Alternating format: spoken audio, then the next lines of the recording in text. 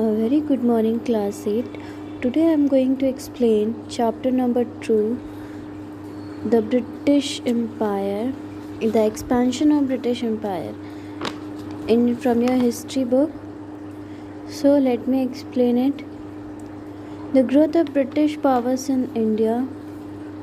The East India Company, which started initially as a trading company, had by 1773 acquired territorial control over Bengal, Bihar, Orissa, Madras and Bombay. The Nawab of Awadh and Karnataka were their dependents. However, after 1765, they had to face stiff opposition from the Maratha, Hyder Ali, Tipu Sultan of Mysore, and the Sikhs. The East India Company had to subjugate these powers in order to be paramount in India. The conquest of Mysore. The state of Mysore was ruled by Hyder Ali, a brilliant general, an able administrator, and a shrewd diplomat. While the Carnatic was plagued by wars and Bengal was passing through a period of political turmoil, Hyder Ali steadily rose to power in Mysore. He extended his kingdom up to the Krishna River. Mysore under Hyder Ali became a source of danger to the rising British power in India between 1767 and 1799. The company waged 4 wars to destroy the power of Mysore. There happened 4 Mysore war. The first Mysore war in 1769 AD, Hyder Ali defeated the British in the First Anglo-Mysore War. The Second Mysore War took place in 1780 between 1782 and 1784 AD.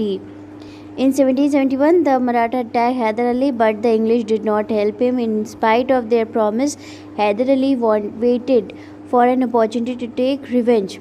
In the Second Anglo-Mysore War in AD 1780, between 1780 and 1784, between it, the Nizam and the Marathas started as allies of Hyder Ali, but later on went over the English side. Yet Hyder Ali swept through the Carnatic, captured Arcot and threatened Madras, but the British army under Ercourt defeated Hyder Ali at Porto Novo and saved Madras. The Third Mysore War 1790 to 1792 AD. The Treaty of Mangalore had not resolved the conflict between Tipu and the English, since both the English and Tipu Sultan were aiming at political supremacy over the Deccan. A renewal of hostilities between the two was inevitable. The Third Anglo-Mysore War started between AD 1790 to 92 when Tipu attacked Travancore, an ally of the English and the only source of paper for the East India Company.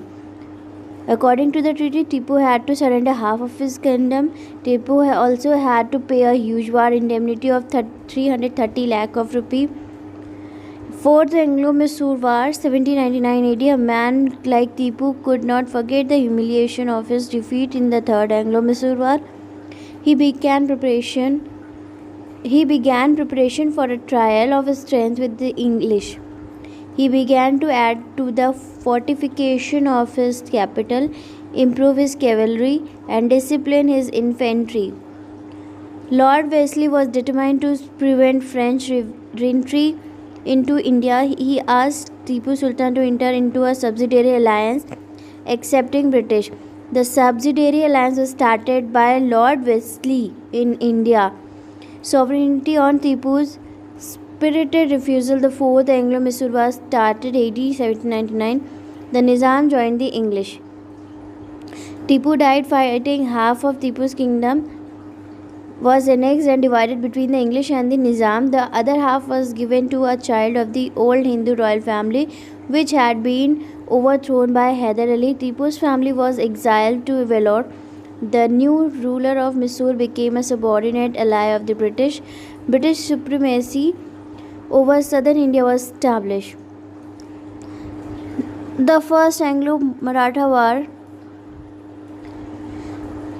In 1775 to 1782 AD, the First Anglo-Maratha War was a direct outcome of the involvement of the English in the internal politics of the Marathas with the motive of expanding their territories.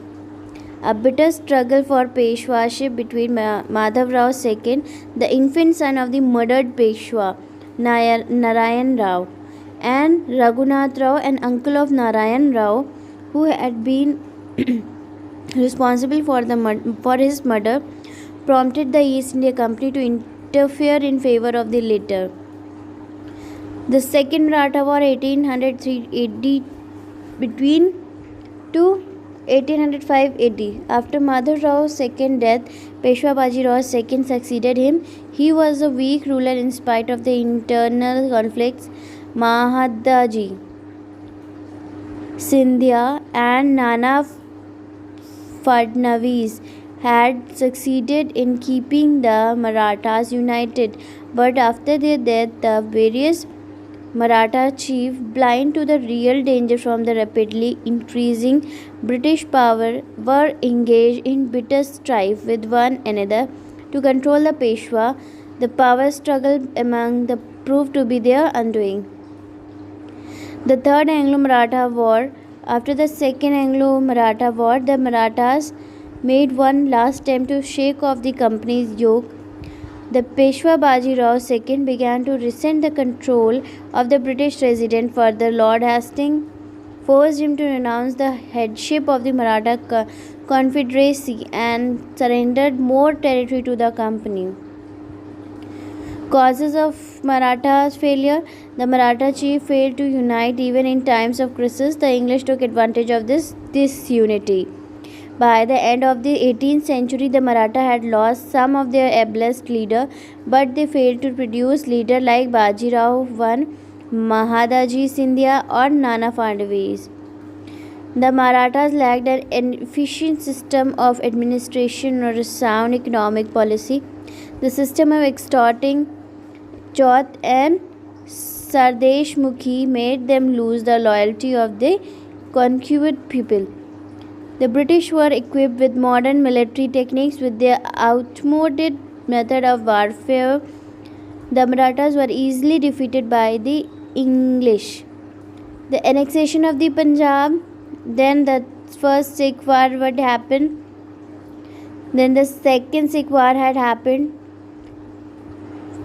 Then about the subsidiary alliance, Lord Wellesley, as I told you that Lord Wellesley introduced the subsidiary alliance in India. Lord Wellesley perfected the system of subsidiary alliance to subjugate Indian powers without going through actual warfare. Any Indian ruler whose security was threatened could enter into a subsidiary alliance with the British. The British promised to protect the ruler from external attack and internal revolt. Then about the doctrine of lapse in 1848. Remember that in 1848, Lord Dalhousie arrived in India as the Governor General. Lord Dalhousie was determined to extend British rule over India. His imperialist policy was based on three fundamental principles.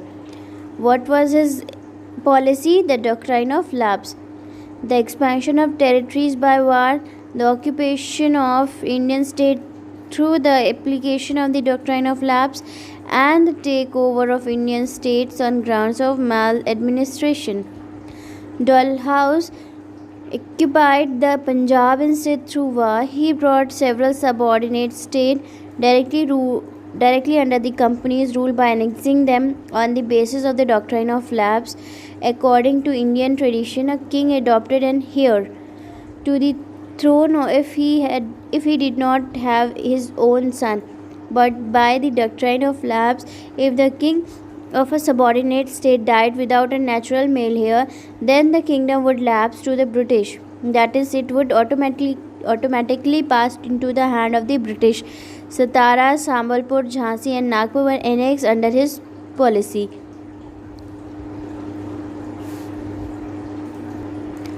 Thank you very much, class. Hope you all understand it carefully.